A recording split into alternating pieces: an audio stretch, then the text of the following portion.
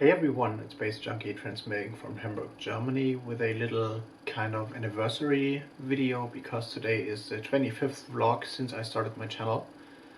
So that's a thing for now, and this video is actually one of the videos I had in mind that I would do when I started my channel, but for some reason it got postponed and postponed again, and so here I am right now with a video I should have done like 3 months earlier actually. But before I go into the topic, which will handle like customer service, there's another thing I want to announce, and I'm pretty amazed that that happened that quickly, because in June, end of June, I set my social media goals for this year, like the followers I want to achieve or want to gain in several platforms and stuff. And I thought to myself that like in the end of 2015 it would be nice to have like about 50 followers here on YouTube, and actually this is what happened 3 days ago. So I'm right now at 53 followers, and I'm pretty stunned actually. I know 53 is not much, but for starting from scratch and like starting with a topic that is a little bit off the YouTube mainstream, I think that's a pretty good start, and I hope to grow the audience, and want to thank you all for subscribing and for checking my channel and stuff, and for commenting and interacting. And yeah, that's a thing. Like 50, reaching the 50, maybe going to 100 to the end of the year, who knows. But anyway, I'm here today to talk about customer service, especially about like a company called HTC, which does make these little things which are mobile phones, smartphones. And I bought this, which is an HTC One Mini 2. I bought this in February after going 8 or 10 years without any mobile device, because I didn't feel the need to have some, and I like the fact to stroll around without any like mobile phone, and without getting distracted, and without people being able to reach me, because that is the thing why I stopped having a mobile like 10 years ago, because it was like just annoying, and so many people had my number and they called me all the time, and so that was a thing why I stopped having one. And now I needed one again because I needed to set up a Facebook page, because I work as a Facebook social media administrator for people, and to set up a Facebook page these days you need a mobile phone number. So it's like, I need to get a phone. And I bought this, which is actually a pretty good phone, and I checked the reviews, and it was like I was looking for something that might be a little bit like durable and able to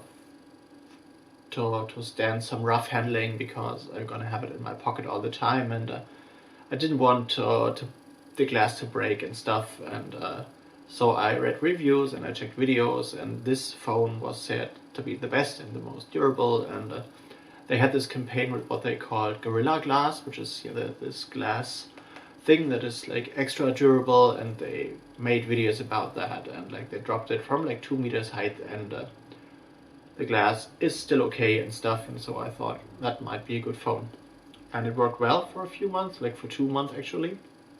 But then I just took it out of my pocket and it dropped to the pavement, and what happened was like I will show that to you in a bit. Just wait a second. Nope. Where's this thing where I can show you anything without unveiling what I've got on my phone? Scribble, scribble, scribble. Tasks, help, notepad.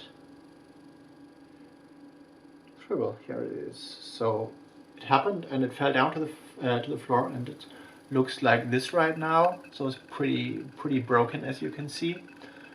And even here, I don't know if you can see that on this corner, there's like some pieces of glass are even missing, so it's like broken pretty badly. And then I did like some research and stuff, and I saw that in the United States they have a policy that after like half a year after purchasing a phone, they will like exchange a broken glass for free once at least. And so I called the hotline of the HTC Europe thing, and I got a very young guy on the phone, and he was like very arrogant and stuff, and he was like, no, we can't do anything and blah, and wanted to convince me about things that I did know that weren't true. And actually, I've been, back when I was very young, I was working at a kind of call center as well and handling hotline requests and stuff. So